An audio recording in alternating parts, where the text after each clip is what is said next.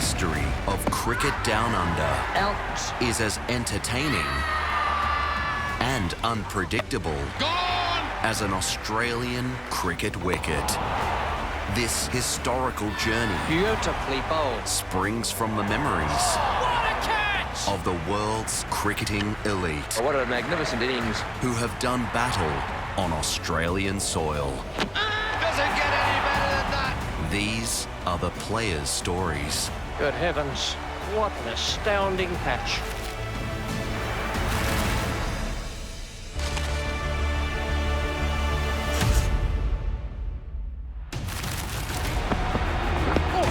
Shouts of catch it.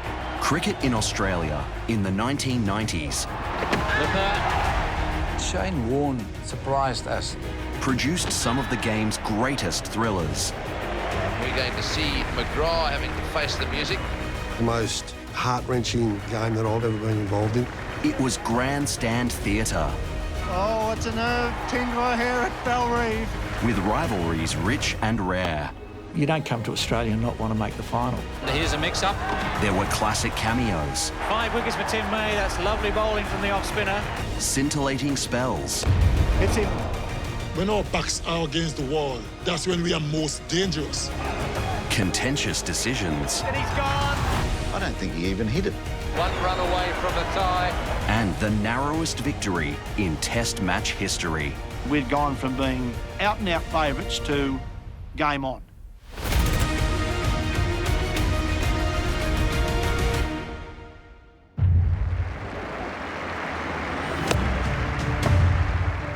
In the season of 1992-93, the West Indies, who were regarded as the #1 Test-playing nation, toured Australia. Well, that's got to be out. Yes, he's got him. I've always had fond memories of Australia. Always, always. The Windies had retained the Frank Worrell Trophy since 1977, There's the hook.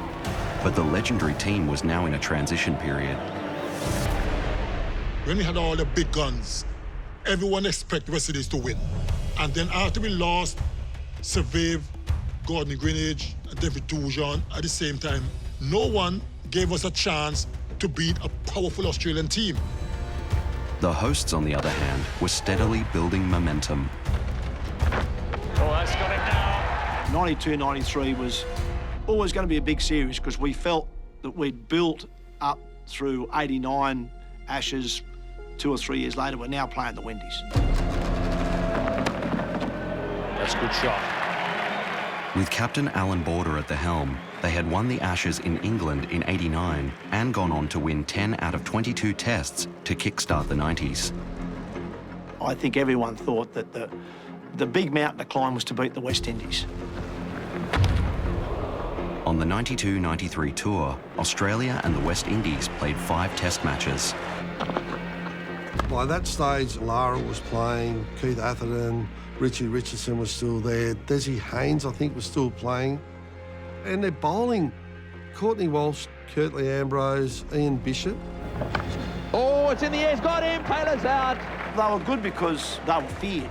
Not just their fast bowlers, but their exciting batting, their excellent fielding.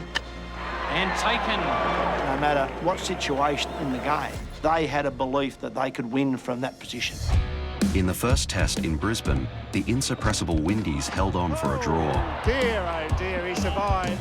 The second test in Melbourne was won by Australia. That could be the end of the Test match. 7 wickets for Shane Warne. We fell behind early in the series. Many thought, well, it's going to be a massacre. But we had resolve. Another agonising draw in the third test in Sydney well and truly sets up the fourth test at the historic Adelaide Oval. We were well pumped up because if we were going to win this series, we have to win this test match at all costs. The Australians were in rare air going into this test match because they were leading 1-0 in a series. Here was a chance. If they won this test match, they would win the series.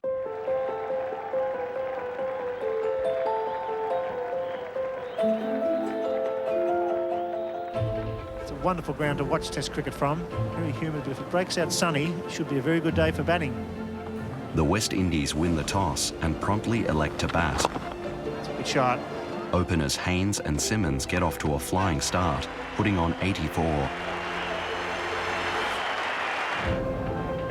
Simmons is the first to fall. And Steve Waugh has got the breakthrough. Merv Hughes backs up his catch by going after captain Richie Richardson.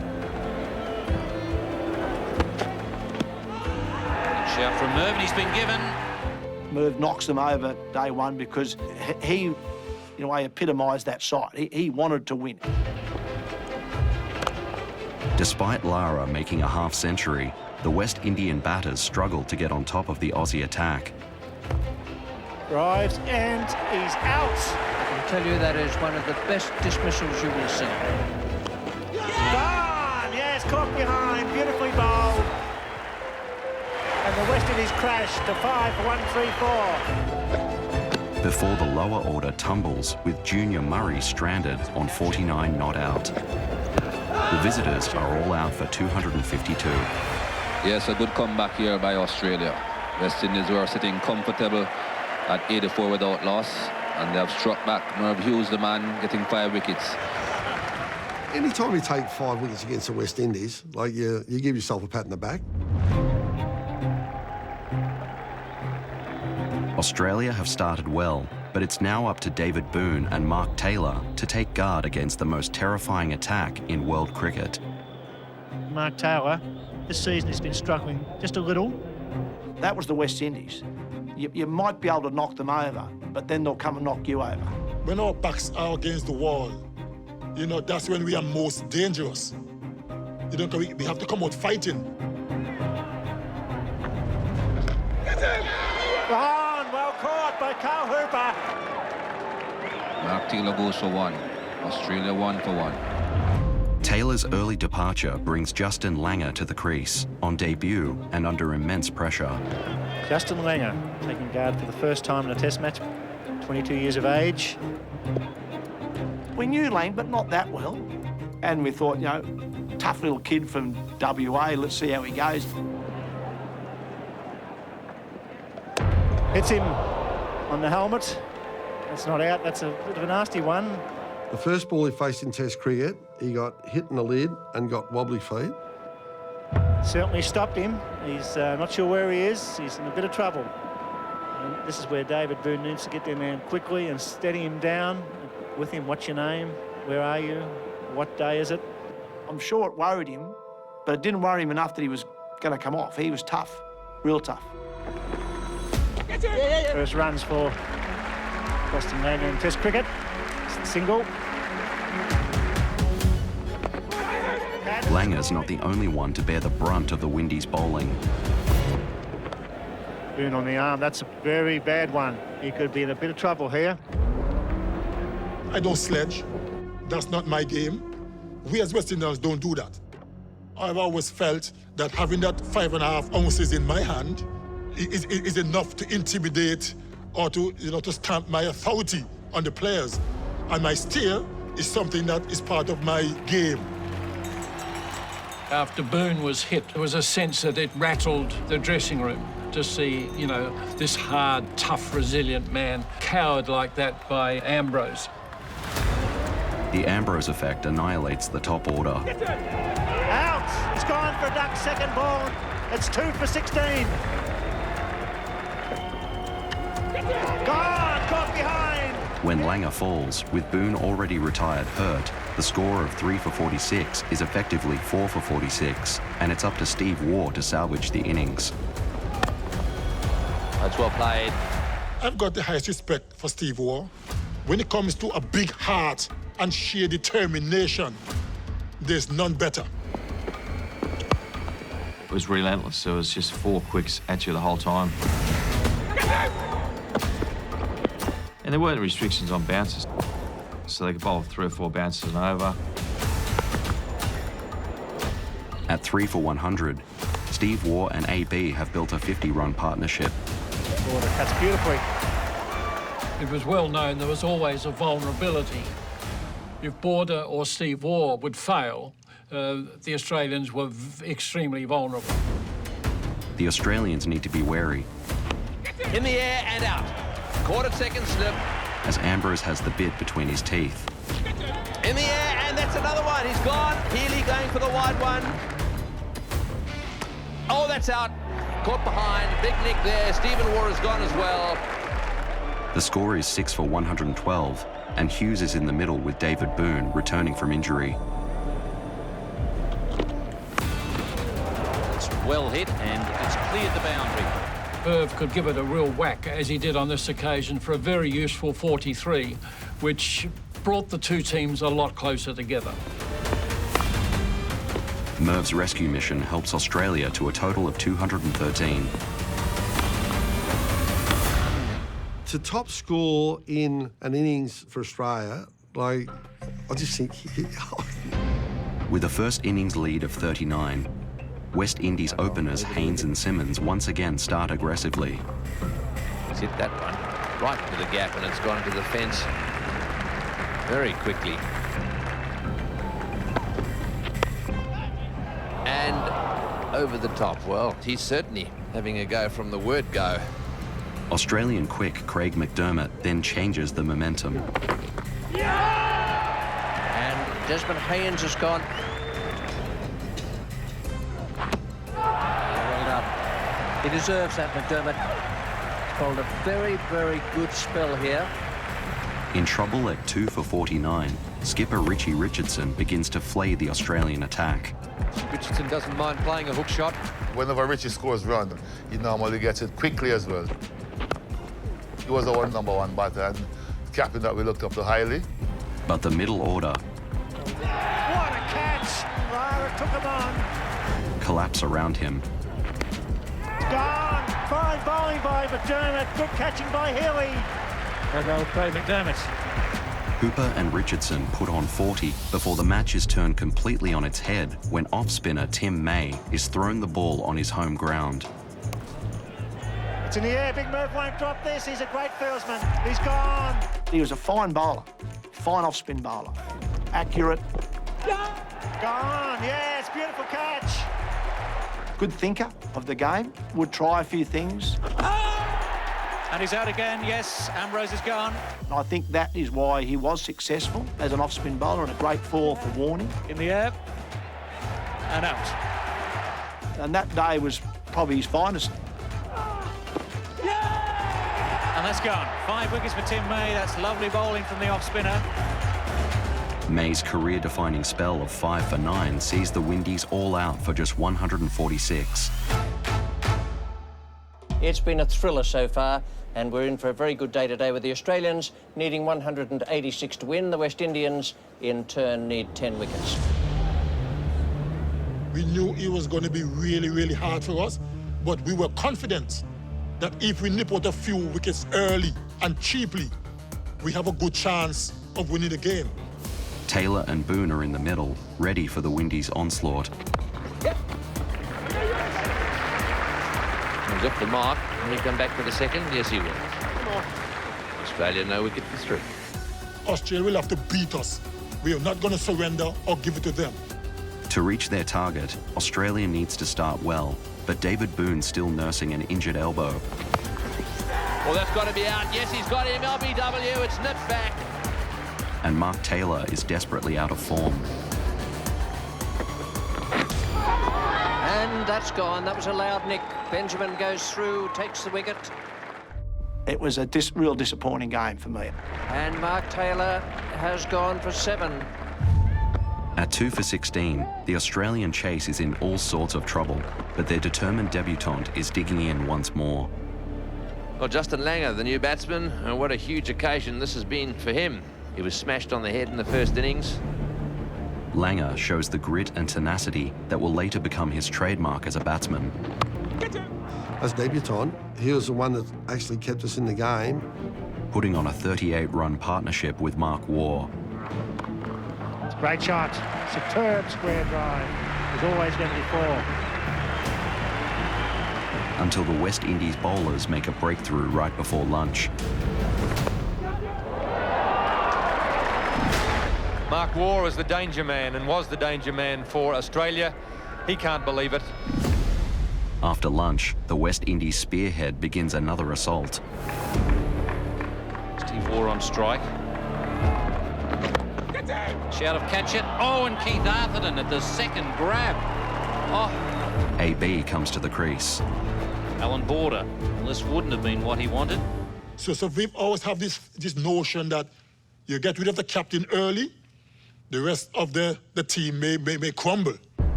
And I remember saying, you know what, I'm going to try bowl him a bouncer to unsettle him. And I pitched this shot, and it didn't bounce really. I said, come on, you can do better than that. So I was adamant the next one must bounce regardless. Shouts of catch it. Desmond Haynes has done it. Border walks. He doesn't even wait for the decision. And that was a big wicket, and I really enjoy that wicket because it worked to perfection. Australia now 5 for 72. Healy's next in and coming off a duck in the first innings. Do you want me to talk about my pair? And it's gone onto the stumps. A pair for Ian Healy. Yeah, it's not about me. Leaving the less bashful Hughes to try and repeat his first innings heroics. Go to the scorecard. Tell me who top scored in the first innings. Merv Hughes top scored for Australia in the first innings. He's going to have to do another resurrection job here. But will it be Ambrose who has the last laugh? Big shout that he's been given. That moment was really a good feeling because it simply means we're closer to winning the game. At 7 for 74, the Aussie tail still has some wagging to do, and umpire Darryl Hare has the best seat in the house as the drama unfolds. In Australia's second innings, I think there were 79 overs bowled, and 38 of those overs were faced by Shane Warne, Tim May and Craig McDermott, 9, 10 and 11. Got him. Shane Warne is gone. Australia now 8 for 102. It's Tim May's birthday today. It's not quite the situation that he would have liked to have been in at the start of the day. Very much at the moment it looks as though if anyone's going to be cracking champagne this evening, it's more likely to be the West Indies. Maisie, he didn't love facing fast bowling. None of us love it, but him probably more than most. That's a nasty ball. May puts on a defiant 9th wicket stand with Langer, who, as the last recognised batsman, is now the linchpin. Out! He's gone! And Bishop strikes what possibly is a winning blow for the West Indies at the end of a great innings on debut from Justin Langer. We were out of the game. So Craig McDermott goes to the wicket with Tim May, and we still needed 40-odd runs. Big shout. How the hell were they going to make that many runs? Not out. And we're just thinking, oh, we'll pack the gear up. Beats mid off, Curtly Ambrose. Tim May surprised us. He batted extremely well. He started to feel the pressure. We're like, boy, this is getting harder. It's in the air, but Desmond Haynes is too far back, and the midfield brings another run. Tim May played this incredible innings, actually showed the rest of the batsmen how it should have been done. The boys are counted down and just edging down, and every bat on ball situation that went to a fielder, and oh! It was just torturous actually watching because you're counting down the runs like 10, 9, 8, 7, 6. He'll just get it. 3 runs to Tim May. I started to get tired. Myself and Courtney Walsh, we bowled a lot of overs in that game. And I remember Courtney Walsh coming to me and saying, big man, we could be in trouble. 6 runs required for Australia, and the tension is really rising here. He's driven it, it's in the air. Richie Richardson dives, he can't get to it. And Australia survive. When they got so close, I think I sensed we could win. We would win. I was at fine leg, had nothing left in the tank. I was running on fumes. So I was depending on my good friend Courtney Walsh to finish it off. If Curtly has to bowl another over, there's no chance of us winning this game. He's giving it everything he's got. At 9 for 183, the Australian tail has wagged well, but the mighty West Indian quicks muster one final attack. I've got to just give it everything I have now. Short one again, it's in the air, but Desmond Haynes is in the wrong position. Will they go back for the tying run? No, they don't. 184, one run away from the tie. You think you're across the line and you just need this one bit of luck.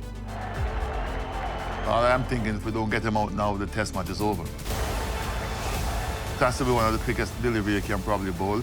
It has to be short and it has to be at him. Oh, he's tried to avoid it. It's hit the bat and he's gone. I can't believe it. No one's really sure what's happening. Courtney Walsh and the West Indies are off and running, and Darryl Hare gives out, and Craig McDermott's standing there. When Darryl Hare raised that dreaded finger, it took me about 2 seconds to get from fine leg to the middle of the pitch. You know, I had no energy left, but I found the energy right there and then, you know, because it meant so much to us. The celebration was just electrifying. Speaking about it to you now gives me goosebumps. West Indies were running everywhere. We were just sitting numb. And, you know, they got us by one. The Australian dressing room will be decimated, but you can bet the West Indian dressing room will be absolutely jumping. And with the decision review system still 15 years away from Test cricket, the final decision will be forever steeped in controversy. I don't think he even hit it. Looked like it flicked his helmet, could have flicked his glove, and then was the hand off the bat when it flicked the glove. All these connotations came into it. A lot of people still ask me today if I think he nicked it. I know he did, he know he did. Tim May knew he did. Yes, he did. I was happy that I saw everything I needed to see and hear to make that decision. When it rose up and you saw McDermott's gloves coming up, there was a click as it went past. People subsequently say, oh, McDermott didn't hit, and I say, okay, well, that's fine. That's what you believe. But you weren't where I was. Oh, he's tried to avoid it. It's hit the bat and he's gone. The atmosphere in the rooms afterwards, I reckon there would have been maybe 40 minutes before a word was spoken. Everyone just got in there, sat down. You don't really know what to say because, you know, whatever you say is not going to be right. In Test cricket, sometimes you've got to bounce back so quickly. But that day was different. We were flat. It was a horrible feeling, and that stands out to me. That was the most heart-wrenching, I reckon, game that I've ever been involved in because we got so close. The resurgent Windies had found their mojo. It is one that I will cherish until the day I pass.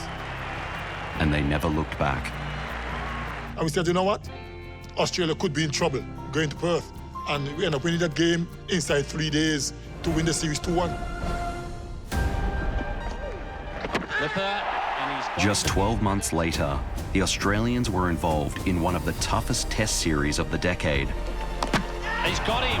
And it included another match that would go right down to the wire. 7 to get, 2 wickets in hand. Having retained the Ashes with a 4-1 series win in England before knocking off New Zealand 2-0, Australia was in good form for the summer of 1993-94. This time, their opposition was South Africa, a nation that hadn't played a test against Australia since 1970 due to their isolation under apartheid. We came out of the doldrums, if you want to call it. Most of us played a bit of county cricket in England, and then suddenly international cricket came. Down comes the rain again. The first of 3 tests was heavily rain-affected, with only 2 full days of play. But it gave the visitors a look at the world-class Australian attack and some self-assurance before the match ended in a draw. Australia weren't dominating us. We batted pretty well. So I think that just from a confidence point of view, going forward into the next Test match, I think that was a good thing and a good start.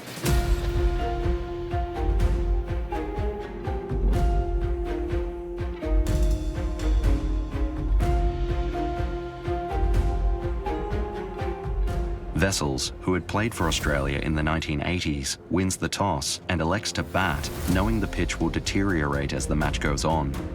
I knew the Sydney pitch really well, having played on it so often, and I knew that it was going to spin. I knew that the first innings would be crucially important to get a big total. Or get a big appeal for LBW. Got him! He's out, LBW! Opener Andrew Hudson doesn't trouble the scorers, but a 90-run second wicket partnership from Gary Kirsten and Hansi Cronje affirmed the decision to bat.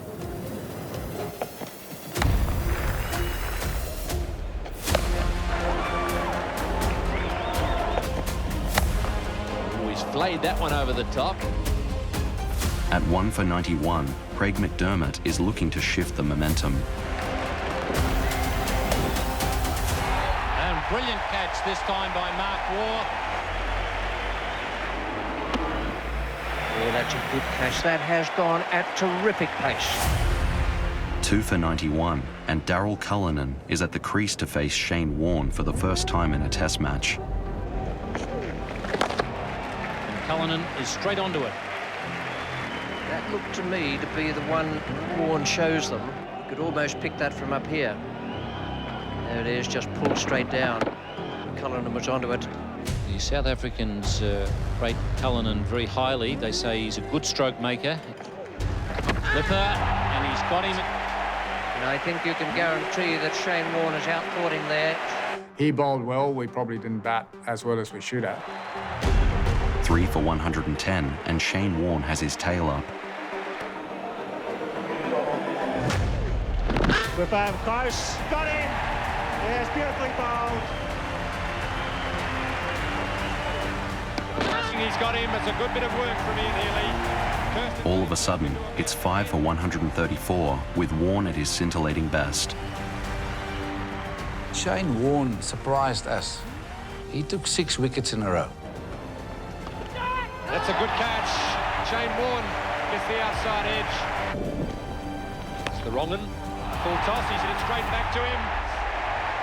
When those middle wickets fell, I thought, my goodness, we're in trouble here because it wasn't playable. Just got him. Quad slip. Another one to Taylor. Hard-nosed South African finger spin bowler Pat Simcox comes to the crease and boldly decides to give Shane Warne some advice. He came out to bat in Sydney that day, and it looked to me like he'd rushed. And then he had the temerity to say, well, you won't get round there, mate, to Warne.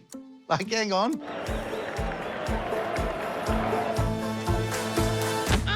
He's bowled him around the legs.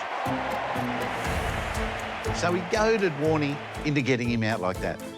Simcox, I promise you can't believe it. Around the legs, and there he was standing. He thought he had it covered. See you later. Out for 7, 9 for 152. Australia were dominating the whole time. Craig McDermott deservedly picks up his second wicket. We didn't bat particularly well on day one. We lost wickets. Warne bowled really well, and we never had enough runs. Warne claims his best Test figures to date, and South Africa are all out just after lunch on day 1.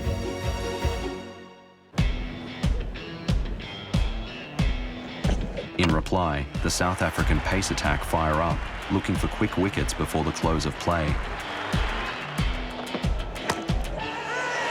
You can feel he's gone. Well, he's got that one straight enough, all right. Just a thin edge from Mark Taylor.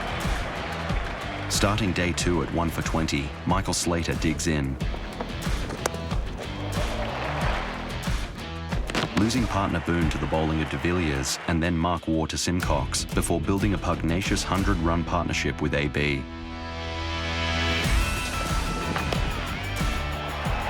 Get that all the way down to third man.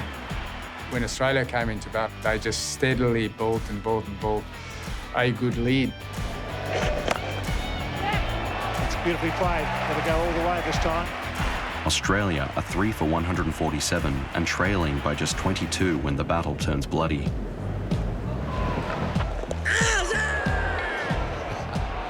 got an interesting way of appealing.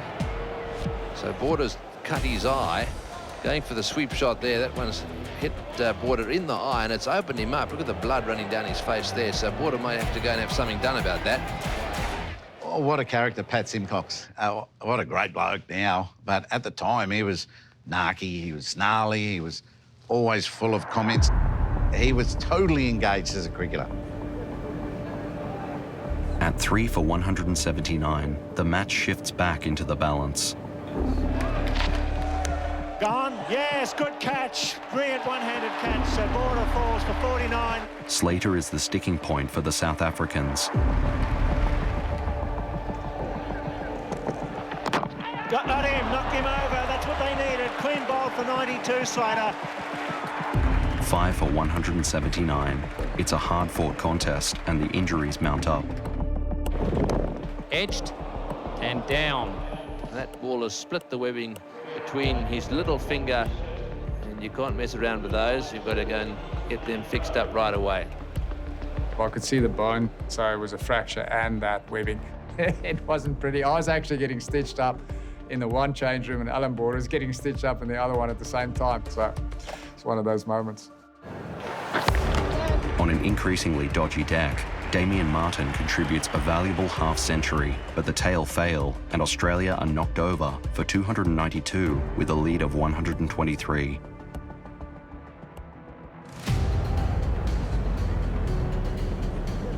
Hudson and Kirsten open up the South African second innings.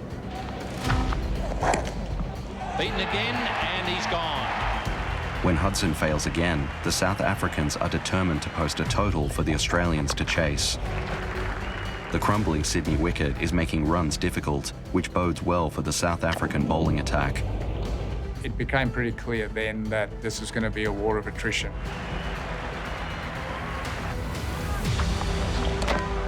Oh, and that's... Oh, yes, it's bowled him. With the match well and truly on the line, the determined visitors show their mettle.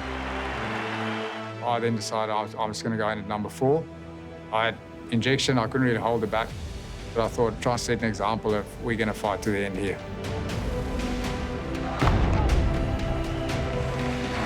Handicapped there with the broken hand, but just to get the ball almost all the way to the boundary. At the close of play on day 3, South Africa still trail by 29.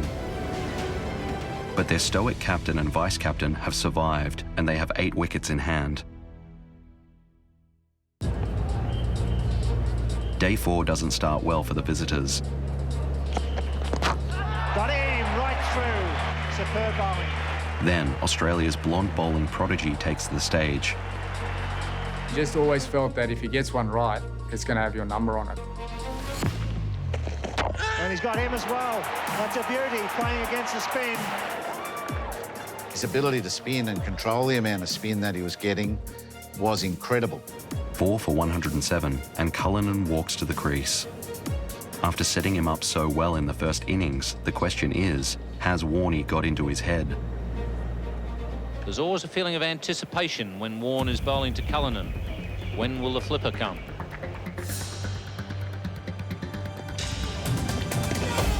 Beautiful delivery, a leg break. Why it's going to be so difficult to play for many years. He gets a good bit of loop, but it comes at quite a pace. Very difficult to pick. We tried to tell him to just try and look for any trajectory that's a little bit lower, would be the flipper, and then try and get forward if you could.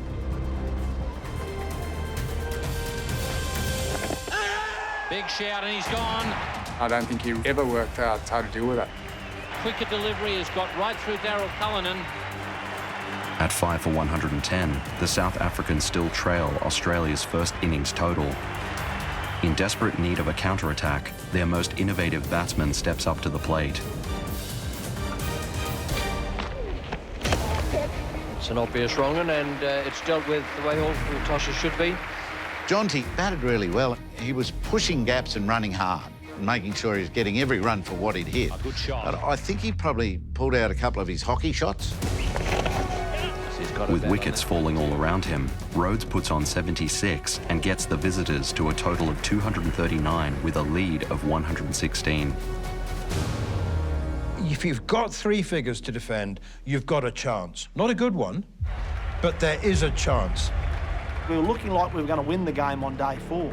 As it turns out, we're then chasing, and it's going to go into day 5. So we had that sort of tricky little period where they only had to bowl for 80, 90 minutes. I just kept saying to our players, look, they don't like chasing small totals. They faulted before. If we get under pressure, if we get key wickets, they'll flutter. Opening batsmen Taylor and Slater are tasked with seeing out the day's play. We didn't have time to get the runs, but we had time to get behind in the game. De Villiers knows he has to make the most of the swinging new ball. Got him! Beauty! Knocked him over. Is the door open for South Africa? I realised if I wasn't going to take wickets earlier, we were going to struggle. Villiers cracked through the covers. That's a fine shot. That's Mark Taylor his best. I can remember looking up at the clock and it was 6:05 on day 4 and 1 for 50. And I thought to myself, hey, we're going all right. We only need 60 tomorrow. The middle of the pitch was sort of really deteriorating. Cracked, dusty, inconsistent. Got him! What a brilliant catch! That is a superb catch. Booney got out. I think Maisie came in as night watchman. Big shout, close, got him! Got out. And then I got out the next over. He's gone again. Mark Taylor's off. The Australian vice-captain's out of here. They found someone who could use the middle of the pitch. It was funny, De Villiers. He was so hard to score from. Mark Taylor departs. So all of a sudden, 1 for 50 became 4 for 55. Australia in trouble, South Africa right back in it. We'd gone from being out-and-out favourites to game on. With Australia 4 down for 63 at the start of the all-important final day's play, Wessels succumbs to his injury and hands the reins to Hansie Cronje. I had a compound fracture, so I was off the field on that last day. Kepler said, Hansie, it's your day today. You handle the team. We had some really good strategy going into that last day that we worked out the night before. We're going to make them work and see how close we can get. Hansie said to us, let's go and win this game for Kepler Wessels. With fresh impetus, the South African opening bowlers know there is no time to waste. It was Donald who said, if we get AB in the first 20 minutes, we'll have a chance. Pitch, it'll be very difficult so far as the batting side is concerned. Not many needed, just 54 with 6 wickets in hand.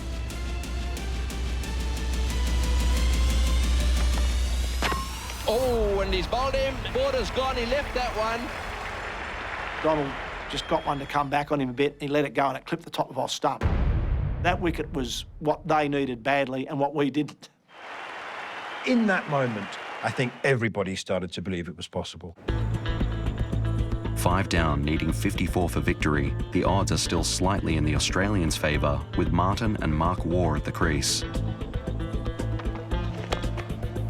It's a good shot from Mark Waugh.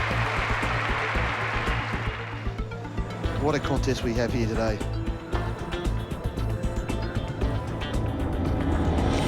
Oh, that's a good delivery from Donald. He's gone. He's ripped the Yorker in there. That was a lot quicker. And he surprised Mark Waugh. And boy, isn't that an important wicket for South Africa.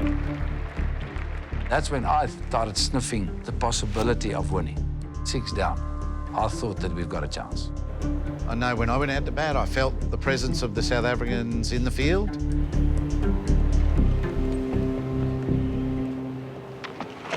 Oh, and a good bouncer from Alan Donald.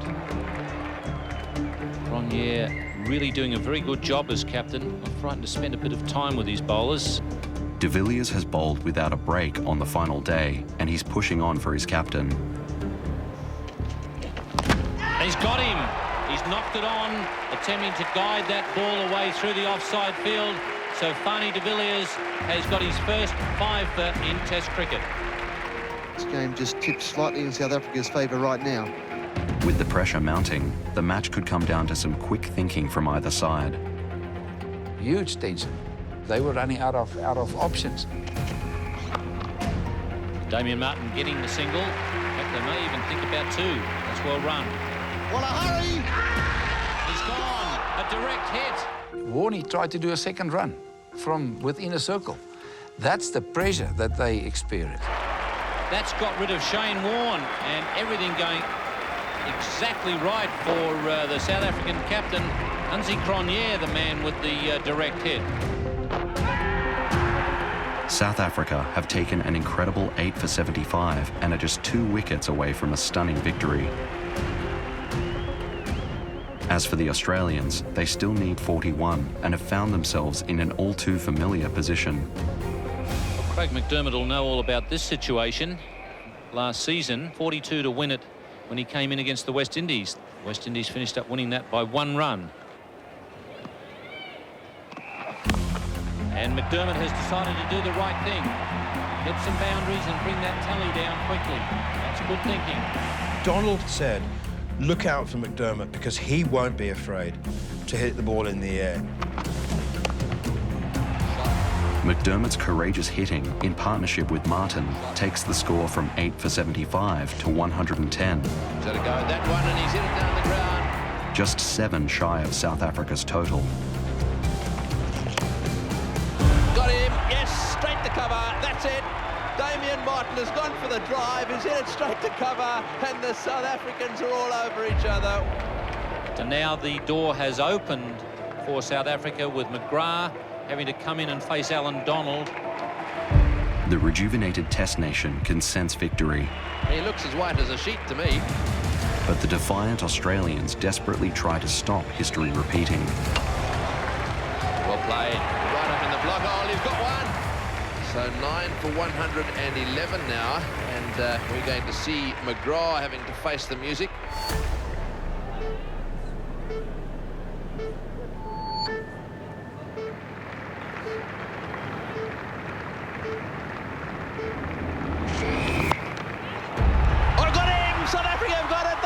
Straight back to him, cotton ball.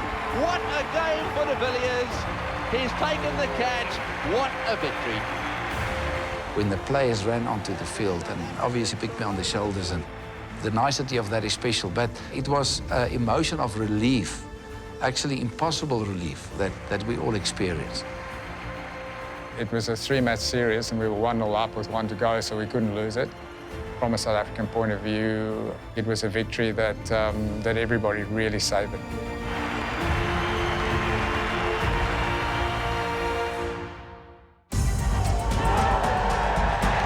It wasn't just Test cricket producing the thrillers. In the season of 1990-91, one-day cricket was prime-time viewing as Australia was leading the Tri-Series with England and New Zealand. Australia was dominant, had won 5 out of 5. New Zealand, 2 out of 7. England, 2 out of 6. Match number 10 between Australia and New Zealand was at Hobart's Bellerive Oval. If New Zealand win, they could move ahead of England in the battle for the final spot. Australia, on paper and probably in their performance, were clearly the better side. But you don't come to Australia and not want to make the final. They always play well against Australia. Their chances to get one up on us every time they play. And they had some quality players too. I mean, Danny Morrison was a world-class opening bowler. Martin Crowe, John Wright. They were very competitive.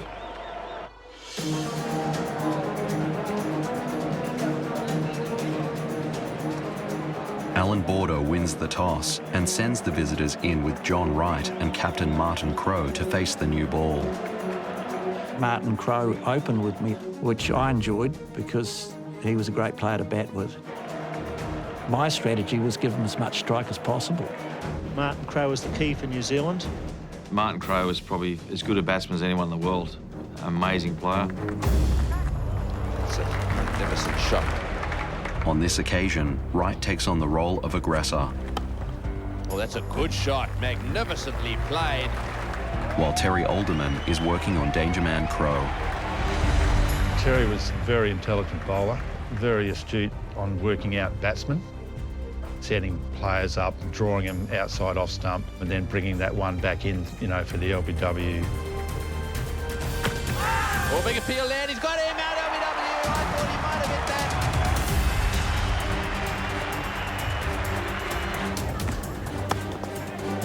that. In the air and gone. Straight to mid-on. At 2 for 40, Wright continues to attack. That's a good shot. Yeah, it's a good shot. That's a good shot. It's way over the top, into the crowd it goes. Building a 31-run partnership with Rutherford before one-day specialist Simon O'Donnell is brought back into the Australian attack. Simon O'Donnell was maybe ahead of his time because he was one of the first bowlers that experimented with change of pace. He had a good slower ball. It's in the air, and he's got him. Oh, good catch. Oh, a beauty. When I released the ball, I lifted that finger off and just ripped it down. You were bowling a normal leg cutter, and it floated out. At 3 for 71, all-rounder Chris Harris joins Rutherford. Chris Harris, a really good all-rounder. Some players are underrated by a lot of people, but when you play them, they gave 100% the whole time.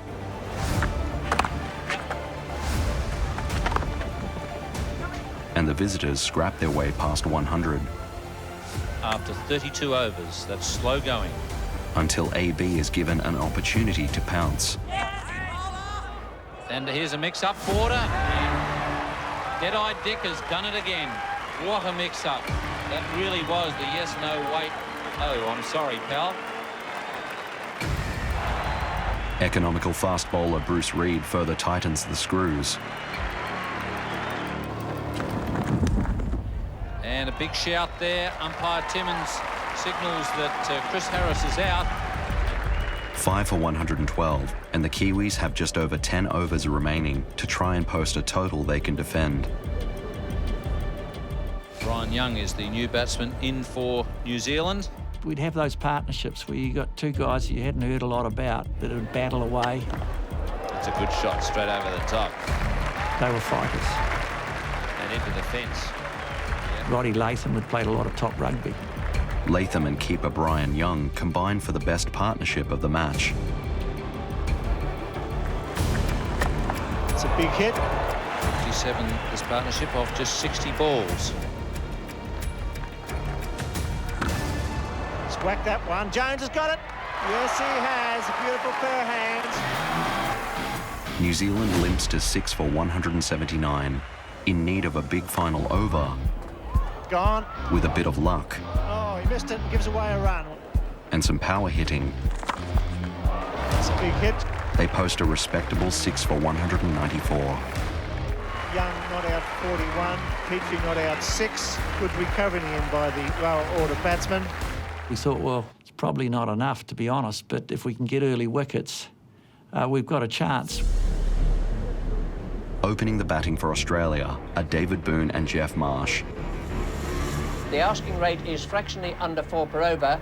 I can tell you it won't be any simple task for the Australians, but they have the firepower to do it. Oh, what a catch! Magnificently taken! What a catch by Crowe! We separated Boon and Marsh early. That always helped. Regular middle-order batsman Steve Waugh is strategically promoted to first drop. Well, this is different. Stephen Waugh at number 3. Oh, big appeal there for LBW, perhaps just outside the line. We'd already qualified for the finals. Our top order had made a mountain of runs through the qualifying games, and we were trying to give some of our middle order guys a bit more of a hit. He smashed that once. AB had a little bit of concern if we got into trouble in the finals, we wouldn't have had enough batting in the middle. That's a glorious shot. Steve Waugh and Marsh put on 45 in just 42 minutes. And Australia looks in control. It's beautifully struck. It's time, it's Waugh, that brings up the 50 for the loss of only 1 wicket. Gone. Mark Waugh replaces brother Steve at the crease. Oh, there's a big appeal there, caught behind. Yes, he's got him. The middle order has been exposed and the Australian wickets roll. He's got him, finds Hill in front. With the loss of 4 wickets for just 44 runs. He's out for duck. Alan Border is the new batsman, coming out in a moment of crisis. AB decided to bat at 8. Would have been a heck of a shock for those at Bellerive Oval, no doubt about that.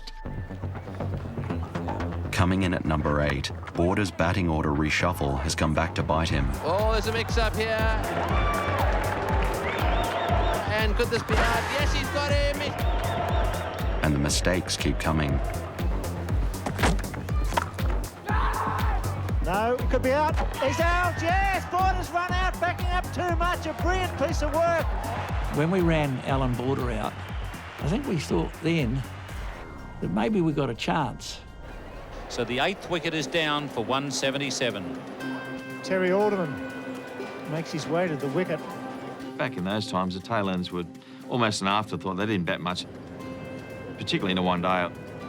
It's like, have a bowl, you don't need to bat, you won't be required. It's 4, and Alderman picked it up and whipped it away. Alderman is required. Yep. That's a good shot, the man's deep.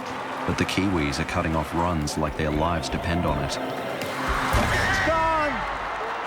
He's out, run out, what a mix-up. Well, there's one man to come now. Alderman was sent back by Matthews. He was way out of his ground. The throw was reasonable, and Alderman is run out. 3 run-outs and Australia is stunned. Now 9 down, with Matthews and Reid left needing 5 off the remaining 7 balls. We've got to try and keep Matthews at that end, New Zealand. Yep. And he gets away 1, he gets away 4. Well, that's probably the best result for New Zealand, and they don't know it. 9 for 193. Australia need just 1 run to tie, with number 11 Bruce Reid to face opening bowler Chris Pringle for the final over. Bruce Reid's probably not the best number 11 that's ever batted for Australia. My batting was terrible, very, very poor. Rubbish. It was one of those matches where you get down the last over and you've got 1 to win. Yeah, we're going to get it. He's going to eventually hit 1. Oh, that's a wide, is it? The crowd are booing, rightly so. That was very close. It was a slow motion movie, watching the first ball, no run. I did have a look at that. It was quite wide. It's a nightmare. I actually kept nicking it. Get to the wicketkeeper, he stops it. 4 balls remaining, 2 runs required. I was trying to bat properly. It was probably my biggest mistake. He cuts straight to right at point. Oh, it's a nerve tingle here at Bellerive. If I have a wild whack at one and I get a top edge or whatever, you know, game over. And surely they need a bat pad now, because they'll go for anything now, Australia. They certainly will. It swings and misses. I don't know what I was thinking, really. The movie sort of got more tense as the over went on. It's only got 2 balls to get 1. Well, Reid can't put bat to ball. What can you say? What can you say, Greg Matthews? I said, mate, I think you should just take off. You know, like if I play a miss, just run to the keeper. And he goes, no, you'll be right. You'll be right. You only got to get a little bit on it and you'll be right. Swings and he misses. They don't run, so there's 1 ball. They have to score 2 runs to win. Matthews felt helpless. Reid was making such a hash of it, which didn't surprise any of his mates who had watched him bat over the years. That was a totally foreign situation to be in, to try and hit the match-winning runs as the number 11. He hadn't really prepared for it, or we hadn't imagined that scenario too much, and you still would have thought that maybe he would have squeezed 1 away somewhere. It was excruciating, and it wasn't an easy watch, let's put it that way. So 1 run is a tie. He mustn't get 2, 3 or 4. Listen to the crowd. They're on their feet. The pressure is on. How would you like to be Bruce Reid, Ian? The final delivery of what's been a great match. He's missed it. He's run out. What a win. What a surprise. What a sensation. I just thought I was going to hit it. What a result. Run out is Bruce Reid off the final delivery. A miracle. We'd won the bloody game. One of those moments where, did that really happen? I mean, he tried his best, he just wasn't good enough in that situation. We got out of jail. We weren't good enough to win the final, but by gee, we enjoyed that Tasmanian match. We went on to win the final, so that was all good in the end, but it's just one of those games that you'd rather not have on your resume, I reckon. And it's victory. He's run out. From regret to relief. What a victory. The thrillers of the 1990s stirred emotions.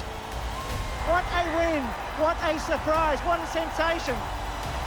Stumped the finest players and bowled crowds over till the final fateful delivery. He's missed it. No mere mortal could resist the result of the thriller.